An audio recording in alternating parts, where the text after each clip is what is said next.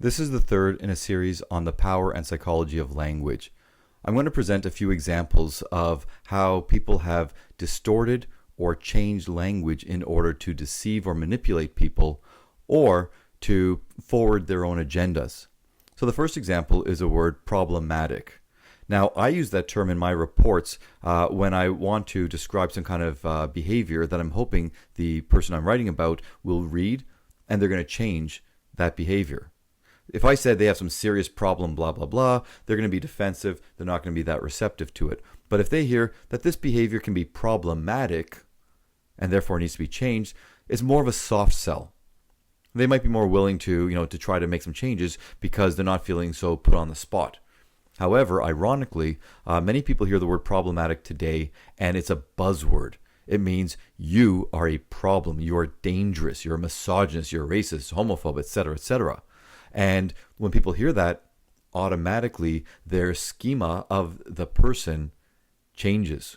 Their feelings associated with their thoughts about that person get triggered, and it's negative, it's defensive. We can't hear them.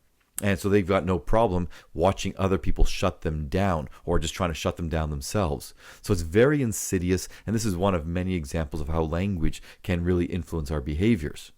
Now, another couple of examples that I come across regularly in my work, one of them is sexual assault. Now, in Canada at least, there's no longer rape. For many years, it's only been sexual assault. Now, in court, they have different degrees of sexual assault. But the average person, if they hear about something that's going on, all they hear in the media is sexual assault. So they have no idea what it is. Now, of course, all types of sexual assault, whether it's groping somebody or whether it's raping someone, can be horrific depending on the person and depending on the circumstances. But most people would agree that rape is more traumatic than, for example, being touched inappropriately in a public place surrounded by other people. And that's exactly what happened a few years ago in Toronto, where the news kept talking about this one serial groper, but nobody knew that's what was happening. All they heard was this term sexual assault. Another person was sexually assaulted in this area. And it was causing some, mild degrees of panic and hysteria among people because they kept, thinking that there's this serial, maybe rapist running around in the middle of the day. Even in the middle of the day, people aren't safe. And that has a psychological impact. People, when they're feeling that I've got to be on my guard because there's someone really dangerous, and how's he keeps getting away with it? Is he dragging women into the alleyways and raping them? When you're on guard all the time, it taxes the system. You can't think as well as you normally would when you're always hypervigilant, when you're anxious. And we know these phenomena do decrease your ability to think clearly, to operate as well as you normally could. So that's another example of how language can have a huge impact on a person's, let's say, state of well-being. On a related note, those who use and change language in order to control and manipulate others in the service of trying to promote their personal or political or whatever other ideologies are causing far more damage than most people realize. What I mean by that is we know for a fact that the way that people experience, process, are affected by their internal and external experiences is determined in part by the language that we use to describe those very experiences.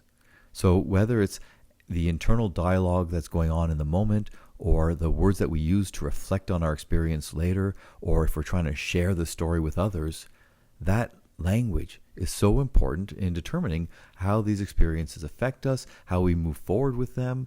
And another thing that helps determine that outcome is the reactions of the people around us.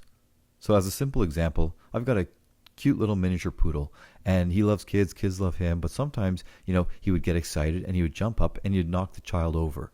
Now, if the parent reacted in fear or shock or anger, the kid would on cue cry or have some other negative reaction. If, however, the parent or I kind of intervene quickly, we laugh, we joke around, everything, the kid's perfectly fine. They don't suddenly just experience a phobia of dogs or develop a phobia of dogs. So this is a simple example, but this is also true when there's a traumatic event, whether it's like a mugging, a drowning, a shooting, a sexual assault. The fact is the way that the people around us react will help determine whether we experience that as, just an annoyance or a terrible thing or a traumatic incident that we, experience post-traumatic stress from later on. So when people use words like rape, sexual assault, violence, aggression, microaggression, oppression, these kinds of terminology, it truly affects the person. Now, if someone feels that they've been assaulted or violated and it motivates them to fight back, to get stronger, to say, you know what, this will never happen again, that's great. But as I've mentioned in other videos, the fact is the same ideologues are using the language to promote this culture of disempowerment. So when they use words like, violence or rape to somebody, in a situation that no one else would reasonably ever ascribe those, such terms to, they are basically telling the person you've been violated by some overwhelmingly powerful force, whether it's the patriarchy or some other systemic system of oppression. All right. And that doesn't empower people. It doesn't motivate them to make change. It just disempowers them. This just feeds into these ideologues' pernicious agenda of weakening those who they're pretending to support. And as I mentioned in that other video, it's also, causing the people around them to shut up, to step back, to not know what to say, to not dare risk, going against the tide. And once again, all of this is done in order to allow certain people the ability to promote their own agendas, and it's happening at the cost of others. Now, the third example that I often deal with when I do child protection cases is domestic violence. Now, in Canada at least, just yelling at somebody is considered domestic violence.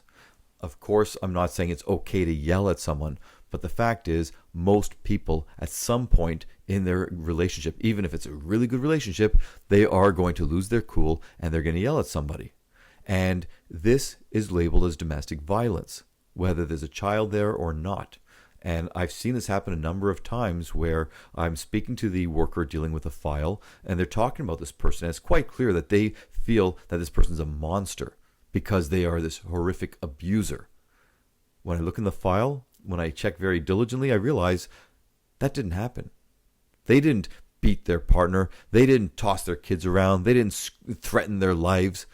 They had an argument. Neighbors may have heard it. They called the police. They got involved, and now they have the label of, domestic abuser or domestic violence for yelling at their partner. And of course, I'm not advocating or defending this, but there's a huge difference between having one instance where you lose your cool versus repeatedly beating the hell out of somebody. Yet, when someone sees the term domestic violence, their schemata get triggered, the emotions get evoked, and they will treat this person sometimes in the exact same way. And think about this.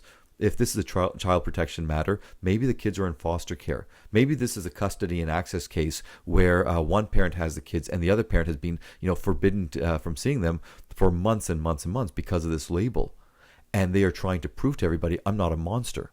They're trying to get help. Yet all the people who see when they look at this person is domestic violence, abuser, monster, and they may not have done anything other than yelling at a person. So these are just a few examples, and if you look around, if you're vigilant, you will see that there are more and more of these examples permeating our society, and it has such an insidious effect because we're not even aware of it half the time. So please be careful, and please check out my next video on the topic.